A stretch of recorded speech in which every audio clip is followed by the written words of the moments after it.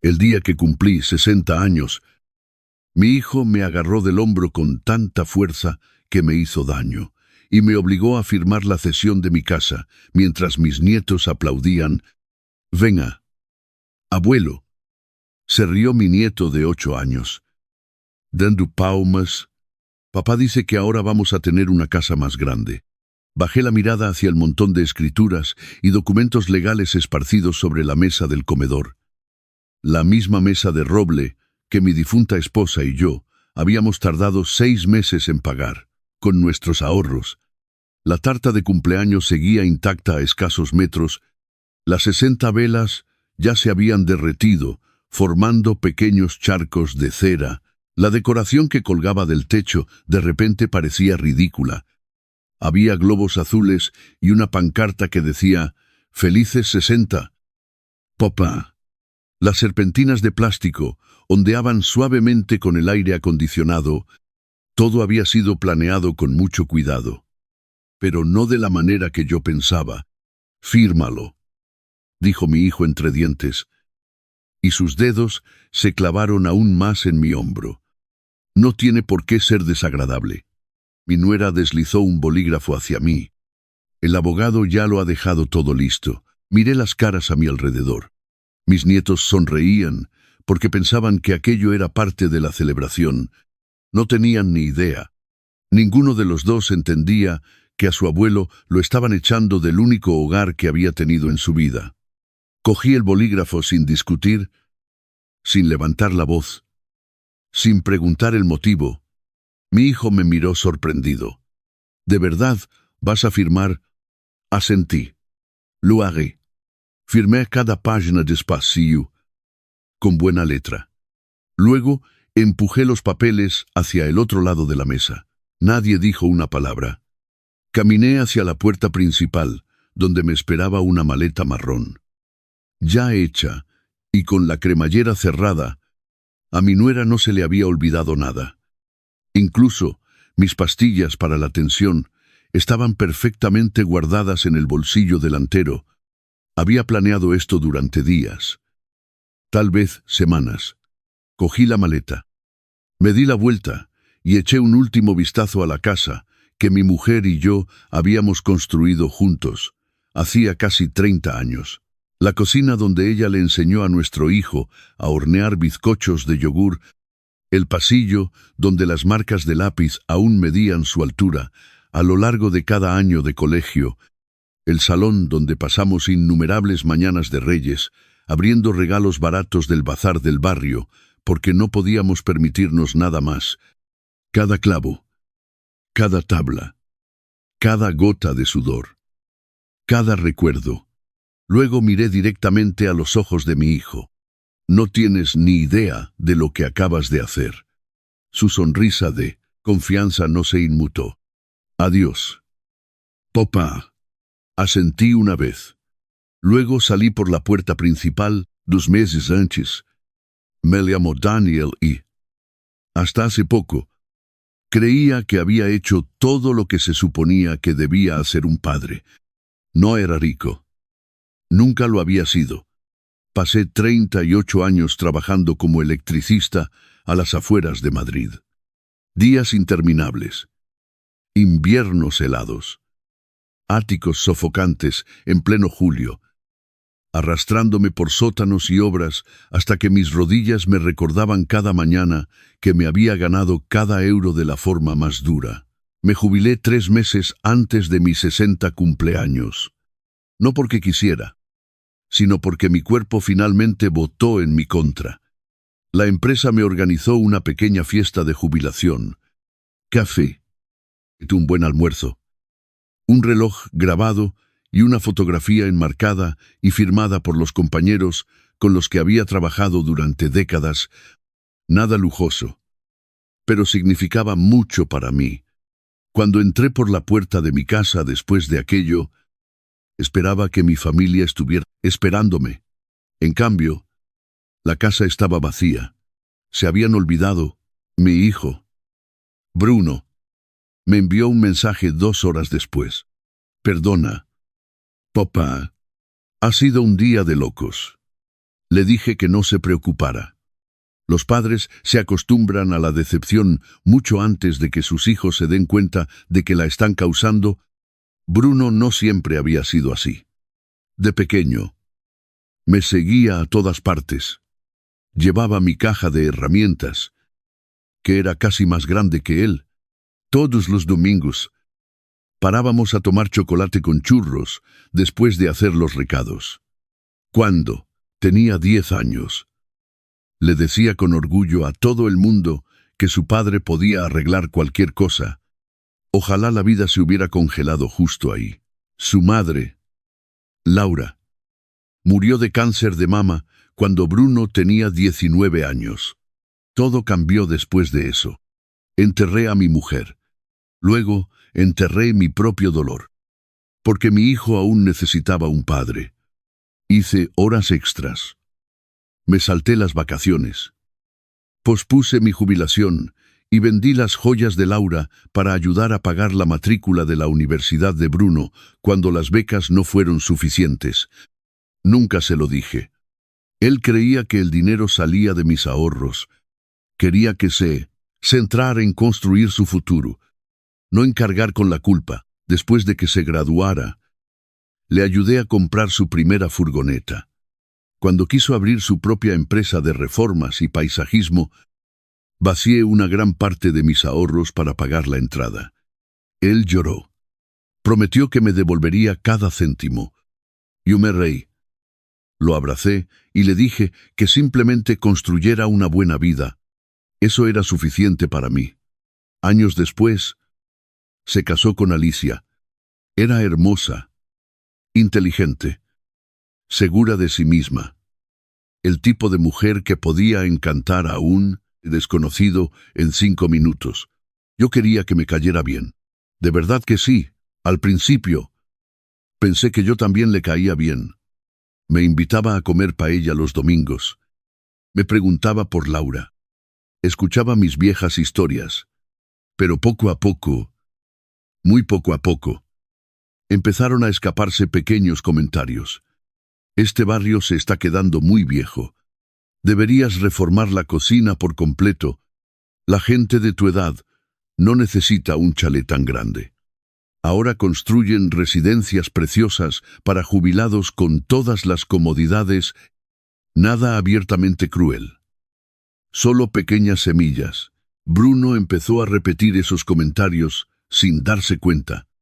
Papá, tener una casa de este tamaño debe ser agotador.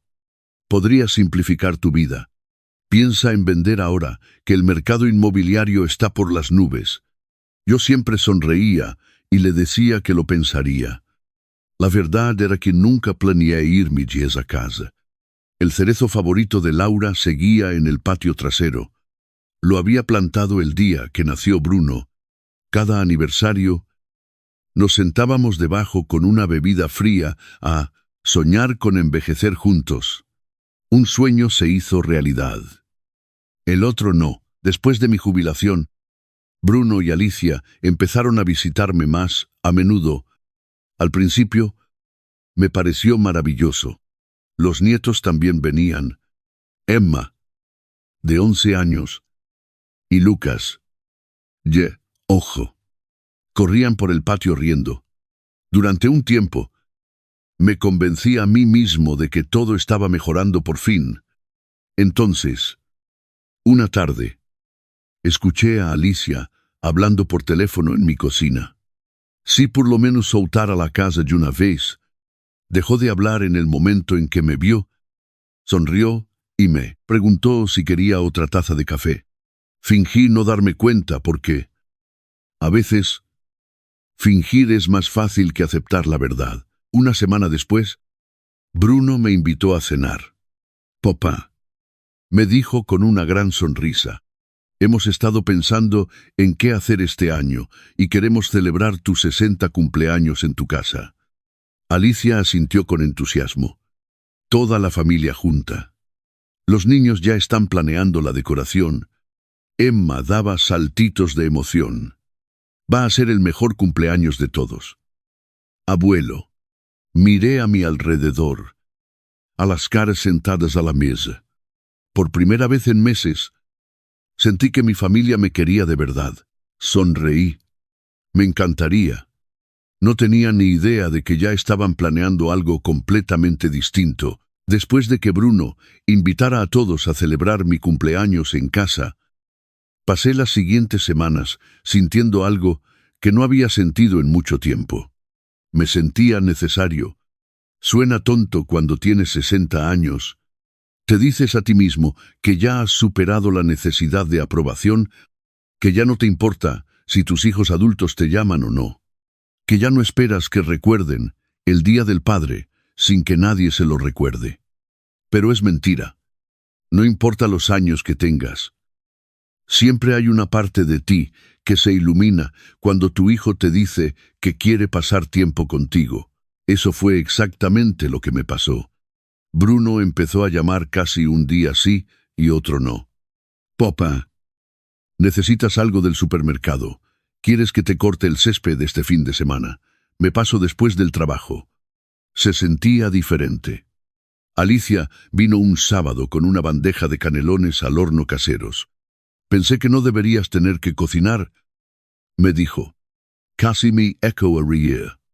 En los 15 años que llevaba casada con Bruno, nunca se había presentado con la comida, ni una sola vez. Sin embargo, allí estaba, sonriendo como la hija que nunca tuve. Quería creerlo. Que Dios me ayude. De verdad quería creerlo. Una tarde, Bruno me ayudó a limpiar el garaje. Encontramos sus viejas botas de fútbol enterradas bajo una estantería. Las cogió y sonrió. Me acuerdo de esto. Dormiste con ellas al lado de la cama durante un mes después de tu primer partido. Se echó a reír. Tenía miedo de que alguien me las robara. Yo le tenía miedo a todo en aquel entonces. Me miró fijamente. ¿A todo no? Le pregunté a qué se refería. No tenía miedo cuando estabas cerca. Por un solo segundo, volví a ver a mi niño pequeño. No al empresario de 40 años, no al hombre que miraba constantemente su teléfono, no al marido que siempre parecía distraído, solo a Bruno, el niño que solía buscar mi mano cada vez que cruzábamos la calle. Ese recuerdo me acompañó toda la semana. Me hizo ignorar los pequeños detalles, las preguntas extrañas, las conversaciones inusuales. Papá, me preguntó Bruno una noche, ¿dónde guardas todo tu papeleo? Importante. ¿Qué papeleo? Ya sabes. Los seguros, las escrituras de la casa, los impuestos, tu testamento. Me reí un poco. Ya estás planeando mi funeral. Él se rió demasiado rápido. No. Solo pensé que debería saberlo en caso de emergencia. Todo se arreglará solo algún día. Le dije. Él asintió, pero un destello de decepción cruzó su rostro. Desapareció casi al instante. La mayoría de la gente lo habría pasado por alto. Ojalá yo también lo hubiera hecho. Aproximadamente una semana después, mi vecino de al lado, Paco, me paró mientras yo recogía el correo. Paco y yo habíamos vivido uno al lado del otro durante casi 25 años. Él me había ayudado a arreglar el tejado después de un temporal de viento. Yo le había ayudado a hacer la instalación eléctrica de su taller. Habíamos visto crecer a los hijos del otro. ¿Tienes un minuto?, me preguntó. Claro. Se rascó la barba. No quiero meter las narices donde no me llaman. ¿Desde cuándo eso te ha detenido? Me eché a reír, pero su sonrisa se desvaneció. He visto a Bruno por aquí muy a menudo últimamente. Me dijo. Él y Alicia han estado midiendo cosas. Midieron la parcela, el garaje, la valla. Le respondí que probablemente estaban planeando mi fiesta de cumpleaños. Paco no respondió. En su lugar, miró hacia mi casa. ¿Confías en ellos? La pregunta me pilló desprevenido. Son mi familia. Lo sé. respondió él. Pero, ¿confías en ellos? Dudé un momento. Yo crié a mi hijo. Lee, dije. Eso no es lo que he preguntado. Cambié de tema y Paco no insistió. Antes de alejarse, simplemente me dijo que, si alguna vez necesitaba cualquier cosa, lo llamara. En ese momento, pensé que solo estaba siendo un buen vecino. Ahora sé que intentaba advertirme. Unos días más tarde, llegó un burofax. Encontré el aviso amarillo de correos, asomando por mi buzón. Suspiré pensando que probablemente era otra actualización del seguro o algún trámite de la seguridad social. Conduje hasta la oficina de correos a la mañana siguiente. El sobre venía de un bufete de abogados del centro de la ciudad. Lo tiré en el asiento del copiloto. Para cuando llegué a casa, ya me había olvidado por completo de él. Se quedó sin abrir en la encimera de mi cocina durante casi 2 semanas. Uno de los mayores errores de mi vida. Mientras tanto, la empresa de paisajismo y reformas de Bruno parecía prosperar. Al menos eso era lo que todo el mundo creía. Él conducía una furgoneta de trabajo nueva. Alicia se había comprado hace poco un coche de alta gama. Publicaban fotos de sus vacaciones en Internet, escapadas de fin de semana, cenas en asadores caros, catas de vino. Parecían exitosos, felices, cómodos. Lo que yo no sabía era que casi todo lo que veía se había pagado con dinero prestado. La empresa de Bruno había conseguido varios contratos comerciales grandes el año anterior. Se expandió demasiado rápido. Compró más maquinaria. Contrató a más trabajadores. Pidió préstamos al banco. Y entonces, 2 de sus clientes más importantes entraron en concurso de acreedores. Cientos de miles de euros desaparecieron casi de la noche a la mañana. Las facturas seguían llegando. Los pagos se detuvieron. Las tarjetas de crédito se llenaron. Los proveedores exigían dinero en efectivo. Las nóminas se convirtieron en una pesadilla semanal. Alicia insistía en que las cosas mejorarían. Solo necesitaban un préstamo más, una oportunidad más, un milagro más. Y lo único con el valor suficiente para asegurar ese milagro ante el banco era mi casa, un chalet totalmente pagado, libre de cargas y valorado en casi $500,000 de euros. Por supuesto, yo no sabía nada de esto. Cada vez que Bruno me visitaba, sonreía. Cada vez que Alicia me abrazaba, yo le devolvía el abrazo. Cada vez que mis nietos se reían, yo me reía con ellos. Emma me preguntó si podía ayudar a decorar para mi cumpleaños. Lucas quería hornear galletas. Alicia sugirió invitar a un par de vecinos. Bruno insistió en que yo no moviera ni un dedo. Te has pasado la vida cuidando de los demás. Papá, este cumpleaños, deja que nosotros cuidemos de ti. Esas palabras casi me hicieron llorar. El viernes, antes de mi cumpleaños, conduje hasta el cementerio. Laura llevaba muerta casi 20 años. A veces todavía sentía que había sido ayer. Me senté junto a su lápida con un ramo de margaritas frescas. Sus favoritas. Creo que las cosas por fin están mejorando. Le dije, los chicos han estado viniendo mucho. Creo que estarías orgullosa de Bruno. El viento se movía suavemente a través de los árboles que rodeaban el cementerio. Sonreí. Tú siempre creíste que las familias encuentran el camino de vuelta. Me quedé allí media hora más. Hablando, recordando, echándola de menos. Antes de irme, apoyé la mano sobre el granito frío de la lápida. Ojalá estuvieras aquí, porque si Laura hubiera estado viva, nada de lo que ocurrió después habría pasado. Ella habría visto a través de cada sonrisa falsa, cada disculpa ensayada, cada mentira. Siempre podía hacerlo. La noche antes de mi cumpleaños, Alicia me llamó. Iremos temprano mañana. Me avisó. Como de temprano sobre las 9 de la mañana. Los niños están muy emocionados. Bruno le quitó el teléfono. Y no prepares el desayuno. Nosotros nos encargamos de todo. Tú solo relájate. Me eché a reír y le dije que a sus órdenes, después de colgar, eché un vistazo a la casa en silencio. Cada habitación guardaba un recuerdo distinto.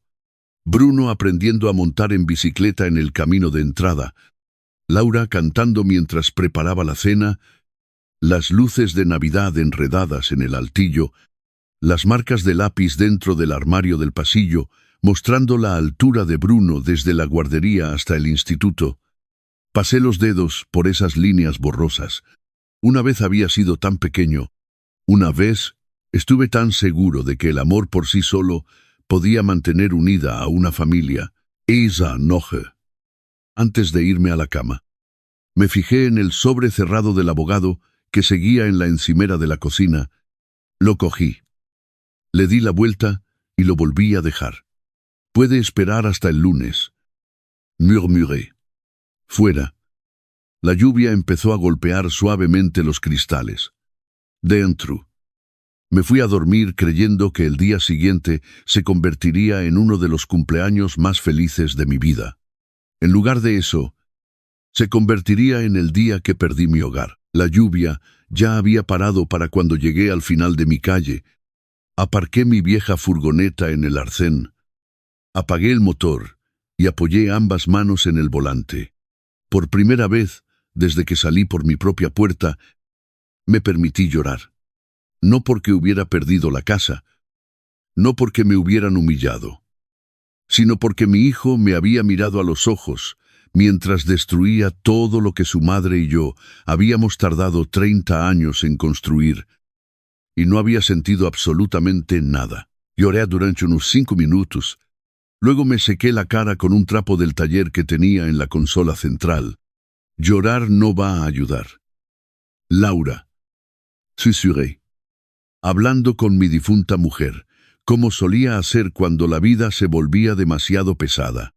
Pero creo que ya sabías que iba a necesitar estos 5 minutos. Respiré hondo.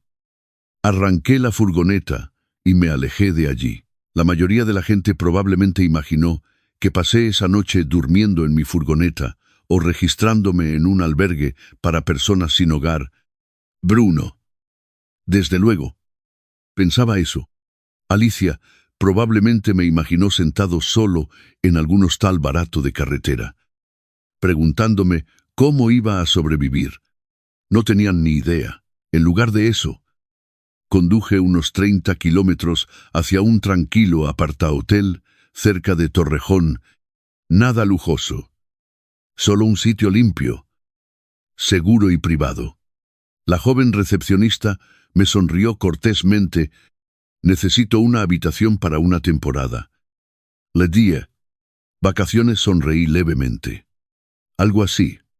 Me entregó la tarjeta de la habitación. El desayuno empieza a las 6. Me informó. Le di las gracias. Mi habitación tenía vistas a unos pequeños jardines detrás del hotel. Había una pequeña cocina, un sillón reclinable desgastado y un escritorio junto a la ventana. Nada me recordaba a mi casa. Tal vez eso fuera una bendición. Desempaqueté exactamente 3 cosas. Mis pastillas para la tensión, una fotografía enmarcada de Laura y mi viejo cuaderno de cuero. Todo lo demás se quedó dentro de la maleta que Alicia había hecho. Aún no estaba preparado para tocarla. A la mañana siguiente, me desperté antes del amanecer. Los viejos hábitos nunca desaparecen. Después de hacerme un café, abrí el cuaderno de cuero. Dentro estaban los números de teléfono que había ido guardando durante décadas. Personas en las que confiaba, personas que se habían ganado esa confianza. Cogí mi teléfono. La primera llamada fue para Ricardo, mi abogado y asesor legal. Ricardo contestó a segundo tono. Daniel. Buenos días. No sueles llamar antes de las 8. Necesito verte. Le dije. Hubo una pausa. ¿Pasa algo malo? Sí. Hoy mismo, cuanto antes, mejor. Su tono de voz cambió de inmediato. Ven a las 10 de la mañana. Despejare mi agenda. Ricardo se había encargado de casi todos los asuntos legales importantes de mi vida adulta.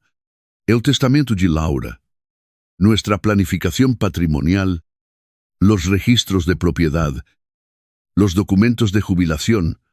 También había sido mi compañero de pesca durante casi 20 años. Cuando entré en su despacho esa mañana, llevando una sola maleta, no hizo muchas preguntas. Simplemente me miró a la cara y se puso de pie.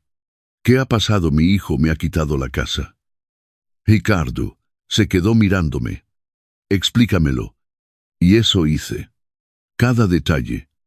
La fiesta de cumpleaños, los papeles del notario, la maleta esperando junto a la puerta, los niños aplaudiendo. Cuando terminé, Ricardo se quitó las gafas. Llevo 34 años ejerciendo la abogacía. Lo sé. He visto a familias pelearse por millones de euros. Lo sé. Pero esto... Negó con la cabeza lentamente. Esta es una de las cosas más crueles que he escuchado en mi vida. Durante un momento, ninguno de los dos habló. Luego me hizo la pregunta que yo estaba esperando. ¿De verdad firmaste las escrituras? Sí. Se reclinó en su silla.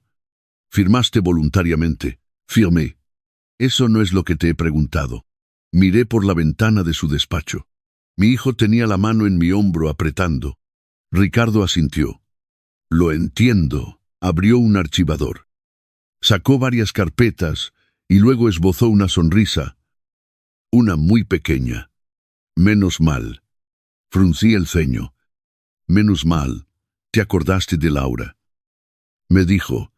¿De qué del día que vinisteis los dos aquí hace 12 años? Busqué en mi memoria. Entonces me acordé. Laura había insistido en que revisáramos todo nuestro patrimonio después de que unos amigos nuestros lo perdieran casi todo durante una sucia disputa por una herencia. Ella miró a Ricardo y le dijo que no. Le importaba el papeleo que hiciera falta. Quería que yo estuviera protegido, incluso de la familia, especialmente de la familia. En aquel momento, yo me había reído, asegurando que Bruno nunca haría algo así. Laura me había apretado la mano diciendo que ojalá tuviera razón. Ricardo dejó una gruesa carpeta azul sobre su escritorio. ¿La escuchaste? Apenas recuerdo haber firmado nada. Lo confesé. Pues firmaste bastantes cosas. Abrió la carpeta. Aquí hay documentos que tu hijo nunca ha visto. Sentí que mi ritmo cardíaco se ralentizaba. Ricardo continuó. Dime una cosa. Lo que sea. Bruno te ha preguntado alguna vez por tus inversiones, varias veces. ¿Se lo dijiste? No. ¿Le hablaste de tus cuentas de ahorro? No. ¿De la sociedad patrimonial? Parpadeé. ¿Qué sociedad, Ricardo? Volvió a sonreír.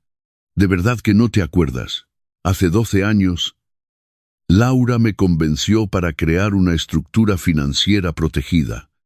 La mayor parte de nuestros ahorros, varias carteras de inversión, los seguros de vida y otros activos se fueron transfiriendo gradualmente a fondos gestionados y a una pequeña sociedad limitada a mi nombre, no para ocultar dinero ni para evadir impuestos.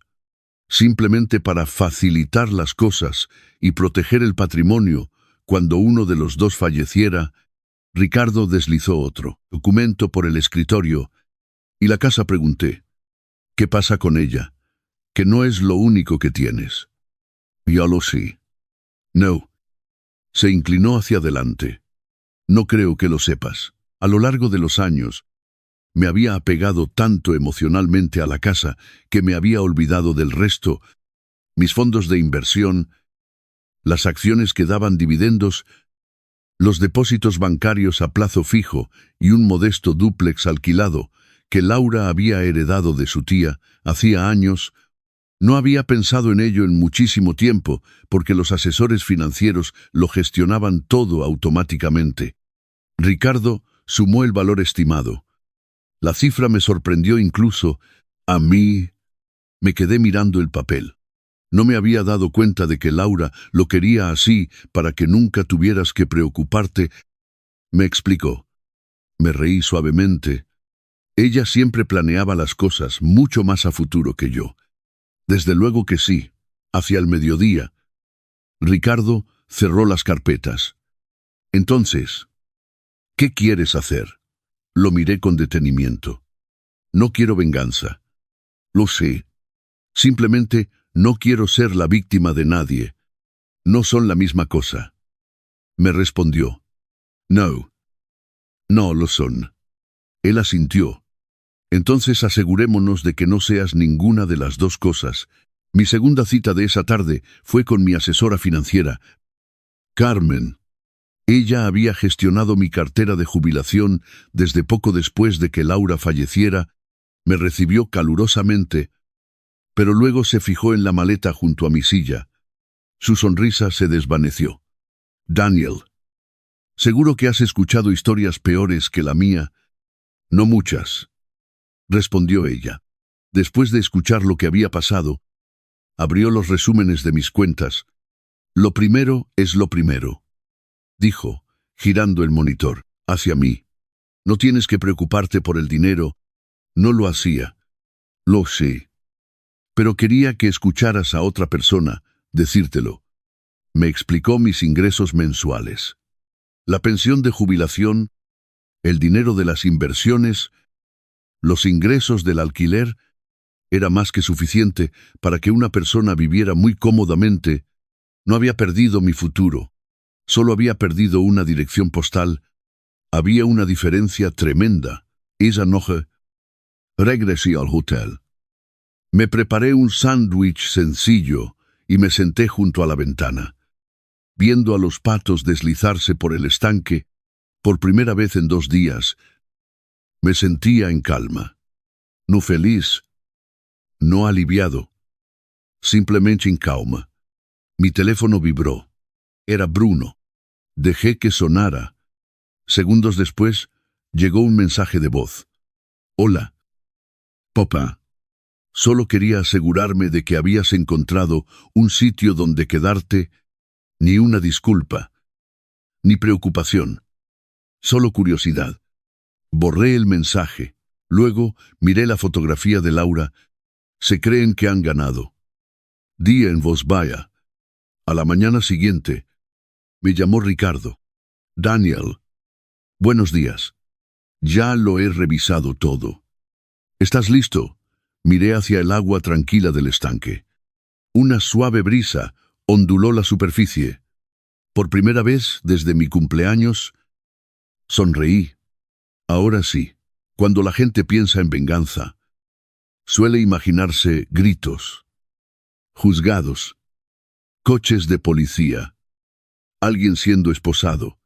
La vida rara vez funciona así. La mayoría de las veces, las consecuencias llegan en silencio, como una grieta en los cimientos. Al principio, nadie se da cuenta. Luego, una mañana, toda la casa empieza a inclinarse. 2 días después de reunirme con Ricardo y Carmen, alquilé un pequeño apartamento amueblado con vistas al embalse de Valmayor. No era gran cosa. Una habitación, una cocina diminuta, un balcón con el espacio justo para 2 sillas plegables.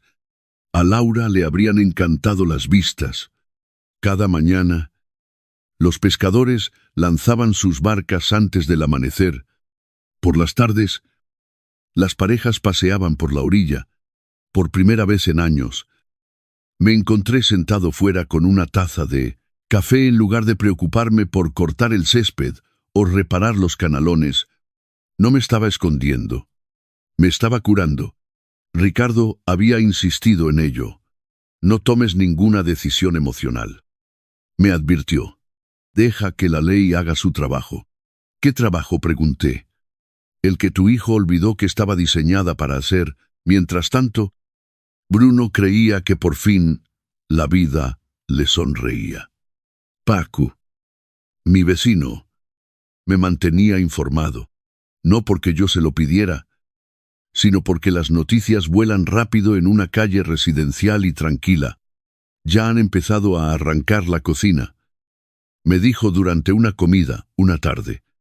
No han perdido el tiempo. ¿Qué va? Tienen albañiles viniendo todos los días. Yo asentí. Paco removió su café. Nunca he visto a nadie celebrar la pérdida de otra persona de esa manera. Yo tampoco. Bruno publicaba fotos en internet casi a diario. Alicia posaba orgullosa en lo que solía ser la cocina de Laura. El texto decía, un nuevo comienzo. Otra foto mostraba tarima flotante de madera cara apilada en mi garaje. Otra mostraba muebles de diseño, electrodomésticos nuevos. Un frigorífico de lujo que valía más que mi primer coche. Los amigos inundaban los comentarios. Enhorabuena. Os lo merecéis. ¡Qué casa tan bonita! Miré las fotos una sola vez. Luego cerré el teléfono. Hay recuerdos que vale la pena proteger. Unas 3 semanas después, apareció la primera grieta. Bruno me llamó. Estuve a punto de no contestar, pero ganó la curiosidad. Papá. Sí. Jimmy. Solo tenía una pregunta rápida. Su voz sonaba diferente, menos segura de sí misma. ¿De qué se trata? ¿No tendrás por casualidad copias de las escrituras originales y la nota simple de la propiedad? Puede que sí. Podrías mirarlo. ¿Para qué hubo una pausa? El banco quiere papeleo adicional. ¿Qué banco? Nuestro prestamista. Pensaba que ahora la casa era vuestra. Ahora lo es. Entonces, ¿para qué necesitáis un prestamista? Otra pausa. Es solo para refinanciar. Sonreí para mis adentros. No. Bruno, ¿qué no lo es? Se hizo el silencio. Bueno, ya lo solucionaré. Y colgó. Esa misma tarde. Me llamó Ricardo. Me preguntaba cuándo haría su primer movimiento. Me dijo, lo sabías. Lo sospechaba. ¿Qué ha pasado? La transferencia que firmaste le dio la propiedad de la casa, pero no resolvió mágicamente sus problemas financieros. Ricardo me explicó que Bruno esperaba usar mi casa, ya pagada, como aval para un enorme préstamo comercial, pero los bancos no aprueban préstamos basándose únicamente en una propiedad, examinan los ingresos, la deuda existente, el rendimiento del negocio, el flujo de caja, el historial crediticio. La casa no era suficiente. Ni por asomo. Su empresa de reformas tenía problemas mucho más profundos de lo que yo imaginaba. Ricardo, esperaban que el valor de tu casa cubriera años de malas decisiones. No lo hará. No. Ni remotamente. Una semana después, Paco volvió a llamar. Estás sentado. Ahora sí. La comisión judicial ha estado en tu casa. Se me encogió el estómago. ¿Qué ha pasado? Nada dramático. Han entregado notificaciones del juzgado. ¿De qué tipo no lo han dicho? Pero Alicia parecía furiosa. Ricardo me rellenó los huecos. Varios proveedores de materiales habían presentado demandas civiles contra la empresa de Bruno. Un subcontratista afirmaba que nunca le habían pagado. Otro le acusaba de incumplir un contrato comercial. Luego llegaron los problemas con Hacienda y la Seguridad Social, impuestos sin pagar, embargos, recargos por demora. Me froté a la frente. No tenía ni idea. Eso es porque trabajaron muy duro para asegurarse de que no la tuvieras el viernes siguiente. Pasé con el coche por mi antiguo barrio por primera vez. No para espiar, solo para despedirme. Aparqué al otro lado de la calle. El cerezo que Laura y yo habíamos plantado seguía erguido con orgullo en el patio trasero. Sus hojas bailaban suavemente con la brisa de verano Los nuevos muebles de cocina se veían a través de la ventana principal. Varias furgonetas de obreros llenaban la entrada. Entonces me fijé en algo más. Bruno y Alicia, estaban gritando el uno al otro en el porche de la entrada. No pude escuchar cada palabra, pero capté lo suficiente. Dijiste que esto lo arreglaría todo. Gritaba Alicia. Se suponía que iba a ser así. Le gritó Bruno de vuelta. ¿Qué quieres que haga? Me dijiste que el banco ya lo había aprobado. Han cambiado de opinión. No han cambiado nada. Has mentido. Sus voces resonaban por todo el tranquilo barrio. Los nietos estaban de pie justo dentro de la puerta principal, mirando. Exactamente como siempre hacen los niños. Aprendiendo. Exactamente como siempre. Aprenden los niños. Me alejé de allí antes de que nadie me viera. Hay momentos que pertenecen únicamente a las personas que los están creando. Esa tarde, Emma me llamó. No, Bruno. No, Alicia. Emma. Sonaba nerviosa. Abuelo. Hola. Cariño. Mamá dice que no podemos ir a visitarte. Lo sé. Te echo de menos. Se me hizo un nudo en la garganta. Yo también te echo de menos. Ella dudó un instante. ¿Estás enfadado con nosotros? No. Lo prometes. Lo prometo. Hubo otro largo silencio. Luego susurró. Yo no sabía que te estaban obligando a irte. Lo sé. Pensé que había sido idea tuya. Los niños creen lo que los adultos les dicen hasta que la vida les enseña lo contrario. Te quiero. Emma, yo también te quiero. Antes de colgar, me preguntó en voz baja. Se supone que los cumpleaños deben hacer llorar a la gente. Cerré los ojos. No. Cariño. Se supone que deben recordarnos quién está agradecido de que sigamos aquí. El lunes siguiente por la mañana, Ricardo me invitó a volver a su despacho. Dejó un sobre grande sobre su escritorio. ¿Qué es eso? El principio. Lo abrió con cuidado. Dentro había copias de registros financieros, notificaciones de embargos del registro de la propiedad, avisos del juzgado, deudas comerciales. Ninguno de ellos me pertenecía. Todos y cada uno de ellos pertenecían a Bruno. Nunca te lo dijo porque no podía. Me explicó Ricardo. ¿Por qué? Porque una vez que supieras la verdad. Ricardo me miró fijamente. Nunca habrías firmado nada voluntariamente. Asentí despacio. Tenía razón. No porque quisiera conservar la casa, sino porque le habría ayudado de otra manera, vendiendo inversiones, pagando deudas concretas, buscando otra solución. Cualquier cosa excepto entregarle el único lugar que albergaba la memoria de Laura. Ricardo deslizó un último documento hacia mí.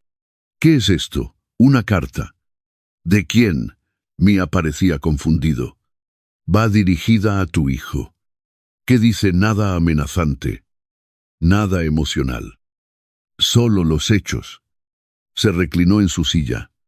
Y cuando la lea, por fin entenderá lo que pasó en el momento en que sonreíste y saliste por esa puerta principal. 3 días después de que Ricardo enviara la carta, Bruno llamó. Vi mi teléfono vibrar sobre la mesa de la cocina. 1, 2, 3 veces. No contesté. Luego llegó el mensaje de texto. Papá, tenemos que hablar. No un podemos hablar, tampoco un ¿cómo estás? Solo un tenemos que hablar. Dejé el teléfono y terminé de hacerme el desayuno. Por primera vez en semanas, no estaba reaccionando a las decisiones de mi hijo. Estaba viviendo mi propia vida. Esa misma tarde, llamó Ricardo. ¿Ha recibido la carta? Me dijo. Me lo imaginaba. A juzgar por la cantidad de llamadas que he ignorado hoy, a él no le ha gustado. Ricardo se rió suavemente. Esa es una forma de decirlo. ¿Qué ha pasado? Entró en mi despacho exigiendo respuestas y yo le dije exactamente lo mismo que te dije a ti. Ricardo se echó hacia atrás en su silla antes de continuar. Le expliqué que ser el dueño de tu antigua casa no le daba la propiedad de nada más. Lebru, el fondo de patrimonio está protegido. Las cuentas de inversión, protegidas. El piso alquilado, protegido.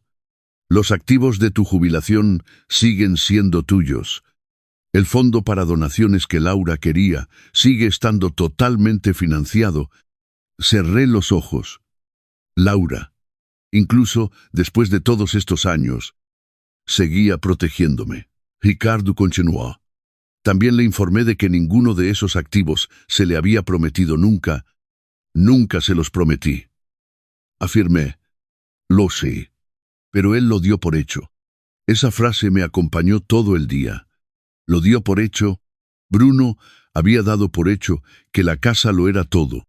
Había dado por hecho que yo solo era un viejo electricista jubilado que vivía de su pensión de la Seguridad Social. Había dado por hecho que una vez que fuera dueño de mi casa, sería dueño de mi futuro. Nunca había preguntado. Nunca había escuchado. Simplemente lo había decidido. 2 tardes después, Paco se pasó por mi apartamento con una caña de pescar. ¿Estás ocupado? Para nada. ¿Quieres bajar a dar un paseo por el embalse? Pasamos 1 hora sentados en la orilla sin pescar un solo pez. A veces los hombres mayores no necesitan conversación, solo compañía. Finalmente, Paco rompió el silencio. Bruno se pasó por mi casa. Levanté la vista. De verdad, me preguntó si había sabido algo de ti. ¿Qué le dijiste la verdad? Que si quería encontrar a su padre, tendría que haber pensado en ello antes de tirarlo a la basura. Sonreí a pesar de todo. Eso suena muy típico de ti. Paco se encogió de hombros. He enterrado a demasiados amigos. Daniel, he aprendido algo. ¿El qué? Que solo tienes un número limitado de oportunidades para hacer las cosas bien con tus padres. Sus palabras se posaron con pesadez entre nosotros. El fin de semana siguiente, ocurrió algo inesperado. Emma llamó a la puerta de mi apartamento sola. Paco la había traído en coche. Cuando abrí la puerta, me rodeó con los brazos con tanta fuerza que casi pierdo el equilibrio. Lo siento. Abuelo. Le devolví el abrazo. ¿Por qué se me rompió el corazón? No lo sabía, murmuró ella. Lo sé. Pensaba que todo el mundo era feliz. Lo sé. Sacó un papel doblado de su mochila. He dibujado esto. Era un dibujo de nuestro antiguo patio trasero. El cerezo y el columpio de neumático que yo había construido hacía años. Estaba yo empujando a Lucas, mientras Emma se reía. En la parte superior había escrito: eco de menos mi hogar. No echo de menos la casa. Eco de menos mi hogar. A veces, los niños entienden la diferencia mejor que los adultos. Te lo puedes quedar, me dijo. Doblé el dibujo con cuidado. Lo guardaré como un tesoro. Echó un vistazo a mi apartamento. Es más pequeño. Lo es. Pero es tranquilo. Ella asintió pensativa, y luego me hizo una pregunta que solo un niño podría hacer. Si papá pide perdón, ¿volverás? Sonreí con tristeza. A veces decir, lo siento, arregla las cosas, y a veces tienes que convertirte en una persona diferente antes de que lo siento signifique algo. Pensó en ello durante un buen rato, y luego asintió en silencio. Creo que papá lo está intentando. Yo también lo creo. A la mañana siguiente, Bruno apareció en mi puerta. Parecía más viejo. Solo habían pasado 2 meses y, sin embargo, parecía que le hubieran caído 10 años encima de los hombros. No se había afeitado. Unas ojeras oscuras enmarcaban sus ojos. Su ropa cara estaba arrugada. Durante varios segundos, Ninguno de los dos habló. Finalmente, dijo que podía volver más tarde. No. Me hice a un lado. Pasa. Se sentó frente a mí en la diminuta mesa de la cocina. El mismo hombre que una vez me había echado de mi propia casa. Ahora parecía incómodo sentado en la mía. He leído todo. Me lo imaginaba. No lo sabía. Asentí. Lo sé. No. Se le quebró la voz. De verdad que no lo sabía. Sacó varios papeles de su mochila. Copias de viejos registros financieros. Recibos bancarios. Extractos de hipotecas. Facturas. He revisado tu archivador. Confesó. Mi viejo archivador sí. Lo he encontrado todo. Le temblaban las manos. Encontré las facturas médicas de mamá. Me quedé en silencio. Encontré el recibo que demuestra que vendiste su anillo de casada. No pude continuar durante un momento. Me dijiste que el seguro lo cubría todo. Cubrió una parte. El resto. Salió de nosotros. Las lágrimas rodaron por su rostro. Vendiste el anillo para que yo pudiera terminar la universidad. Yo la habría dejado. Lo sé. ¿Por qué no me lo dijiste? Porque se supone que los padres no deben hacer que sus hijos carguen con deudas que nunca pidieron. Hundió la cara entre las manos. Luego vino otra frase. Una que nunca olvidaré. No reconozco en el hombre en el que me he convertido. Yo tampoco. Volvió a meter la mano en su mochila. Esta vez sacó un viejo álbum de fotos.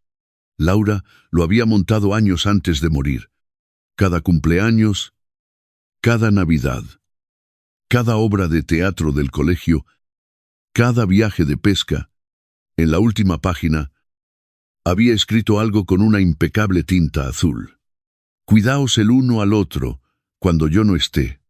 El amor es la única herencia por la que merece la pena luchar. Bruno se quedó mirando esas palabras durante lo que pareció una eternidad. Nunca vi esto. Susurró. No se suponía que debías hacerlo. Le contesté. ¿Hasta cuándo? Hasta que estuvieras listo. Se rió con amargura. No lo estaba. No. No lo estabas. Antes de irse, Bruno se quedó de pie cerca de la puerta. No espero que me perdones. Lo miré con atención. Lo sé. Solo quería que supieras que estoy avergonzado. Le creí, no porque llorara, no porque se disculpara, sino porque, por primera vez en años, no me estaba pidiendo nada. Cuando alargó la mano hacia el pomo de la puerta, le dije en voz baja, Bruno. Se dio la vuelta. Tu madre solía decirme algo cada vez que yo cometía un error. ¿El qué? El carácter no se mide por lo peor que has hecho. Se mide por la persona que decides ser después. Se secó los ojos. Ojalá tenga razón. Yo también lo espero. Salió sin decir una palabra más. Por primera vez desde mis 60 cumpleaños, creí que la reconciliación podría ser realmente posible. Pero el perdón aún tendría que ganarse. Bruno no volvió al día siguiente, ni al otro. Por primera vez en años, dejó de intentar solucionarlo todo de la noche a la mañana. En su lugar, me dio algo que no me había dado cuenta de que necesitaba. Tiempo. A veces el tiempo no es distancia. A veces es respeto. Una semana después, mi teléfono volvió a sonar. Era Emma. Abuelo. Hola. Cariño. Papá quiere saber si te reunirás con nosotros.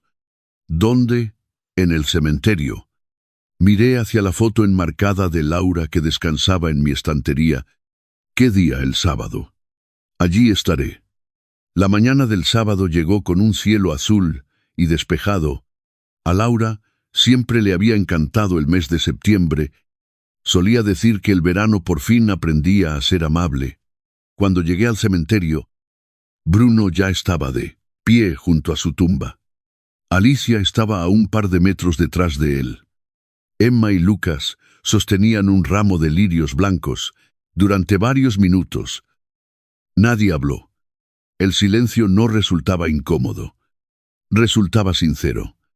Bruno finalmente se aclaró la garganta. He venido aquí todos los sábados desde que me fui de tu apartamento. Asentí. Ya me imaginaba que por fin habías empezado a hacer las cosas que habría hecho tu madre. Sonrió con tristeza. Ella misma me habría traído a rastras. Probablemente. Emma dejó las flores junto a la lápida de Laura. Lucas se arrodilló en silencio para arrancar unas cuantas malas hierbas que crecían alrededor de la piedra. A ninguno de los niños se lo habían pedido. Simplemente lo hicieron. Los niños se dan cuenta de más cosas de las que creemos. Alicia dio un paso al frente. Te debo una disculpa. La miré. Sin excusas. Sin culpar a Bruno. Sin culpar al dinero. Respiró hondo. Pasé años mirando tu casa como si fuera un premio. Me decía a mí misma que nos la merecíamos. Convencí a Bruno de que todo iría mejor si tuviéramos una cosa más. Miró hacia el césped. Olvidé que no era solo una casa. Era tu vida. Era Laura. Era tu familia. Los ojos se le llenaron de lágrimas. Les enseñé a mis hijos la lección equivocada. Me vieron valorar más una propiedad que a las personas, y eso es culpa mía. No me pidió que la perdonara.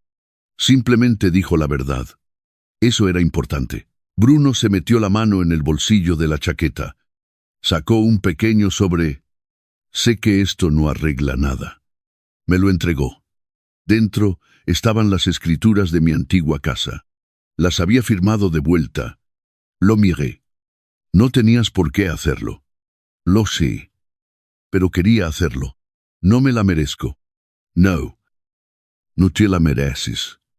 Sus ojos se llenaron de lágrimas de nuevo. Pero tal vez algún día me merezca volver a ser tu hijo. Doblé las escrituras y se las devolví. No. Me miró fijamente. ¿Qué no la voy a aceptar? Bruno. Ya me despedí de esa casa. Parecía confundido. Pero es tuya. No. Lo era. Hay una diferencia. Miré hacia la tumba de Laura. Me pasé 30 años creyendo que mi vida residía en esa casa. No era así. Mi vida se vino conmigo cuando salí por la puerta principal. El viento susurró suavemente a través de los árboles. Ya no necesito la casa. Necesito paz. Un mes después, la vendió. No a unos desconocidos que buscaban una inversión inmobiliaria. La compró una pareja joven.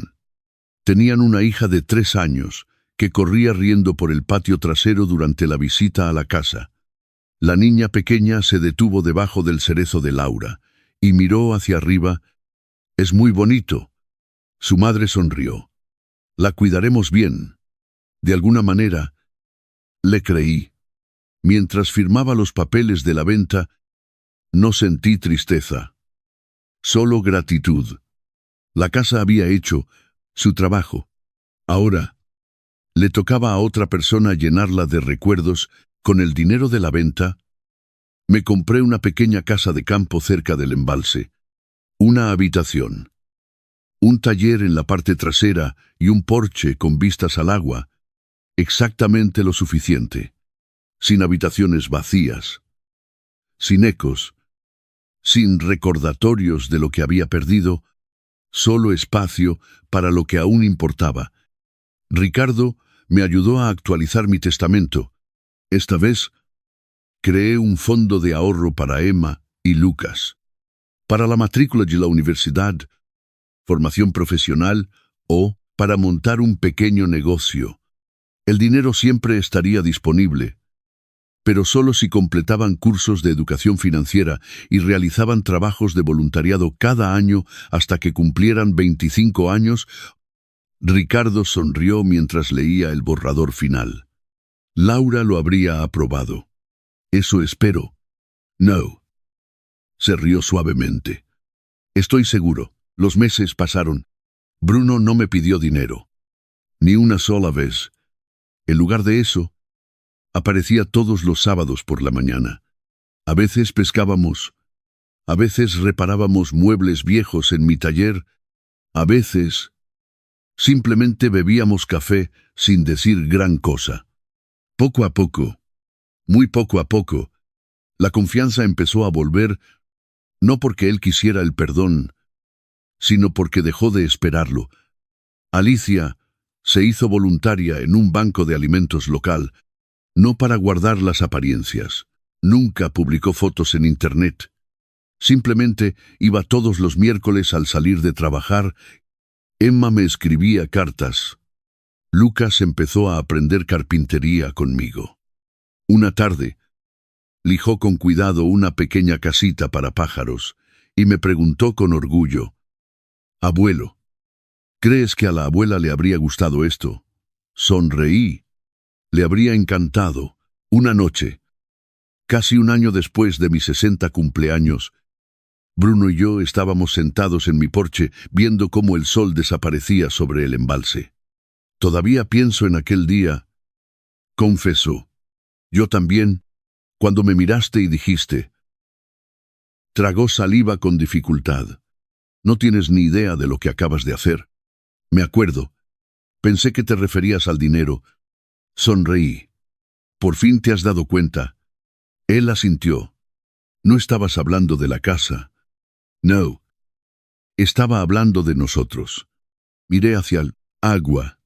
«Cuando me obligaste a firmar esos papeles, no solo te quedaste con una casa, destruiste la confianza entre un padre y su hijo». Inclinó la cabeza. «Lo sé. Y reconstruir la confianza». Le puse una mano suavemente en el hombro. «Lleva mucho más tiempo que destruirla». Durante un largo momento, ninguno de los dos habló. Luego Bruno dijo en voz baja: «Gracias por darme la oportunidad». Sonreí. «Dale las gracias a tu madre. Ella nos enseñó a los dos cómo hacerlo. Si te has quedado conmigo hasta el final de esta historia, espero que recuerdes una cosa. Una casa puede reemplazarse. El dinero puede volver a ganarse.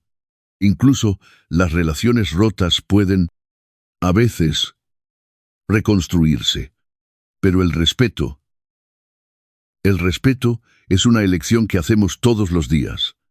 Si tus padres todavía están aquí, llámalos. Si has cometido un error, no esperes años para admitirlo.